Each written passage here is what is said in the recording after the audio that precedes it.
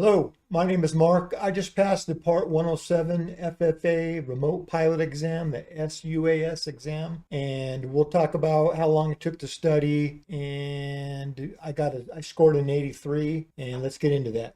Okay, why I took the course. First of all, frankly, the reason I selected this course is it is the course that the other three pilots at my company had taken to pass the test. So I figured it's good enough for them. It's good enough for me. So I didn't even look at anything else. I just went. Now because I wasn't already on the team, I went out, I purchased this with my own money. Now I wasn't able to study as hard as I probably would like to because I got like a 13-hour day. The ancillary stuff that he tells you to go download and read and whatnot, by he, I mean Greg. I didn't do any of that. I'm not saying that's a good way to go. So I purchased the course. I purchased this book, which is the identical book that was on the desk when I took the test. I had somebody else tell me they took the test and they had just a little small book they gave him. This book was the identical book on the desk when I went in there. Now, number two, I don't think you can expect this, but the questions that had chart information on them on my test, those were already zoomed into the area that you needed to look at, and it was very easy to find what you wanted to look at. I went down there with thinking I'm going to use their book and a magnifying glass and all that, because I was having trouble studying on my own, finding all that stuff. Because in the course, you have to zoom in. Well, on my test, that was already zoomed in, and the chart questions were easy as far as locating what you needed to know to answer the question. If you don't know the information, you don't know the information. But it was easy to find the stuff. I can't guarantee your tests will be that way. I don't know if they're all the same depending on the center you go to. Anyway, and then another thing I was worried about was the flight space, at the circles, whether it's magenta or dotted magenta. That's all in the legends. You don't need to worry about that too much. So I did buy that book, and it was nice to get familiar with it. But you could have done it just with the PDF that Pilot Institute gives you. You did not need to buy that book. I just chose to do that on my own account. I also purchased this book, which Greg mentioned, and I got to be honest with you, I haven't even opened the cover. I have it. If I need further study, maybe I can. So I also fly flight simulators. Some of this knowledge of navigation in the charts I had a little bit of. So, if you're strapped for money, I bought this book. I was like $20, $25. I think this one was used, if I remember correctly, used on eBay or something. I don't even remember where I bought it. But you don't need it. I didn't need it. Never even opened it. I do suggest the first one that I showed you. I do suggest you get that book. Or if you can't afford it, get really familiar with the PDF that they give you. Now, I got to say, there's enough information in the Pilot Institute downloads that they give you after each chapter. You can pass this test without anything outside of what is contained in the course. I believe that, and that's what I did. I didn't do anything extra. I went on there. I was a little bit worried about the weather and the charts. I went on YouTube and started looking at some other stuff to try to supplement. And frankly, some of it was just overworded and confusing. So I went right back to just the course. You only need the course. I really think you only need the course and the things that he suggests that you look at.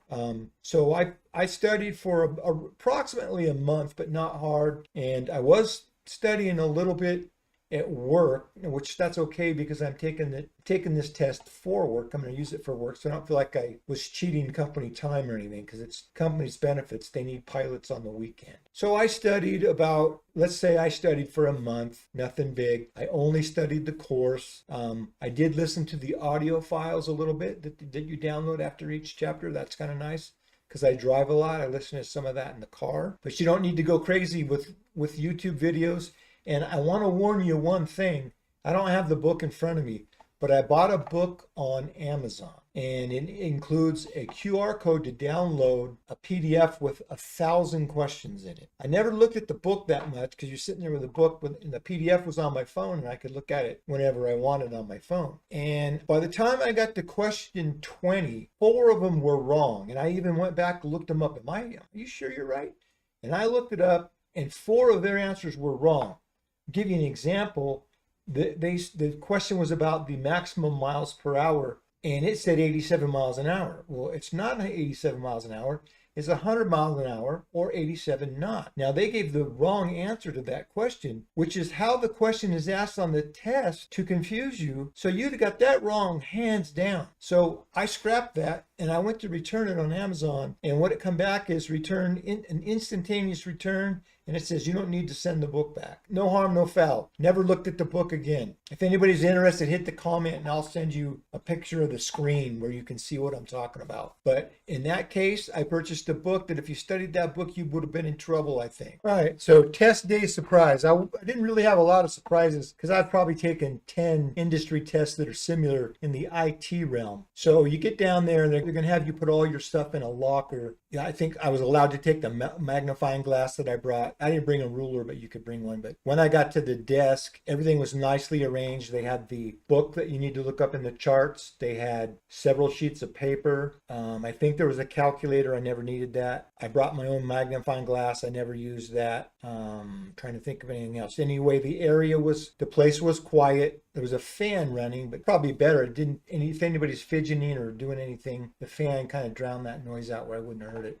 So the test center was clean. It was just like a cube you might have at work. You're surrounded. I couldn't see anybody else. I didn't really notice anybody else in there. But even though I've taken those tests a lot in the past, like I said, probably 10, I'm not sure. Cisco, Microsoft, CompTIA, all that kind of stuff. I was really nervous. My hands were shaking. I don't know why. And even when I was done, I had time. You'd think, oh, I'm done. I passed. I'd be relaxed. I was buzzing the rest of the day. I was all nervous. You don't need to be that nervous. I don't know why I was. I've taken tests in the past. I don't have no idea why I got so nervous. So you don't need to be. I'm not trying to scare you. The test was nothing to be surprising. The test on the computer was simple. There was a short quiz at the beginning that's asking you really simple questions that anybody would be able to answer. It's not a test of the knowledge. It's so that you get used to clicking the radio buttons and whatnot. There were a couple places where I wasn't actually sure what to click on next, but I figured it out. That could be a little better, but not a big deal. And then at the end, there's a survey you got to take. You may be able to opt out of it. I don't remember, but you're like, I want to know if I passed or not. I don't want to sit here and take a survey, but anyway, I did it. And another thing is I saw several of the newer content that I'd seen, a video here and there, stating that the new test is 65 questions, not 60. I did get 65 questions, and there were at least 3 questions on the test. I don't remember any of them at the time, but there were at least 3 questions on the test that I'd never even heard anything like that in the course. And I actually didn't know the answer because all 3 answers kind of it was about weight distribution.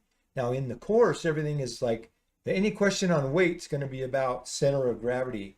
Well, that wasn't it. It was like, do you put 10% aft or forward? It was a specific question that I didn't know the answer to. Maybe logically I would have been able to answer it if I wasn't so nervous. But again, you don't need to be nothing scared or nerve-wracking. I did that to myself. The test was pretty straightforward. And I got to tell you, I don't want to make you like be lenient or anything, but if the test was any easier, it would be ineffective. It wouldn't even matter that you were taking the test. Of all the tests I've ever taken in IT that were similar, and they're given by a similar type of institute where they take your stuff and you're watched on video and all that good stuff, right? I've never taken one.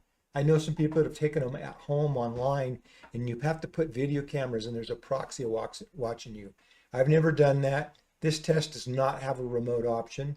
All the tests I've taken were in person at a center, and you're on video the entire time you're in that test. It's not intimidating or anything. I was used to it. I expected it. So nothing surprising at all. The place was clean. Everybody was friendly. Stuff was laid out on the desk. The test was like I expected. The only surprise wasn't really a surprise because I kind of knew about it. It was 65 questions and not 60. All right, let's sum it up. Even with the 5 extra questions, no big deal. Really busy schedule. I work 4 10-hour days a week, plus 2 hours a day commuting, and then you add lunch. From the time I get up to the time I get back home, it's over 13 hours. So I'm pretty busy. I was able to study a little bit each night. I studied some at work, which is okay because this was for work. I don't suggest you listen to the course in the car where you can't see it. That's harder to pay attention.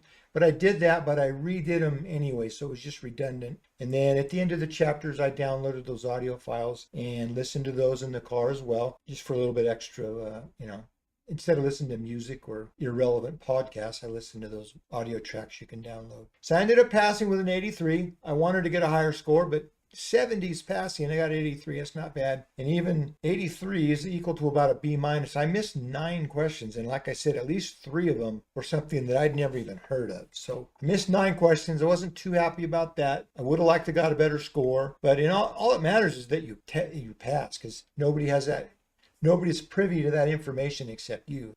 Anyway, got an 83. I'm done. I'm flying professionally. By my company's policy, since I don't have an ID number yet, I can't solo, so I still got to have a pilot in charge with me, just like you did if you didn't have the 107. The FAA regulation, I can fly because I have the temporary cert, but my company's regulation requires me to have the complete license number and all that before I can solo. If you're flying at work, check all that information out and see what policies your company might have. But anyway, I passed this test fairly easily with a decent score, with a moderate amount of studying, and all I really studied was that right there. Let's see, right there. The Pilot Institute, Part 107 Made Easy. I actually purchased that course and got a bundle with another course. This is the one you need. Take it. You can pass the test with the course only. Don't skip downloading and looking at what he tells you. And there's a lot of stuff you can download directly from the course content at the end of each chapter. Do that stuff, you'll be fine. Take the test, you'll pass it just like I did. Good luck.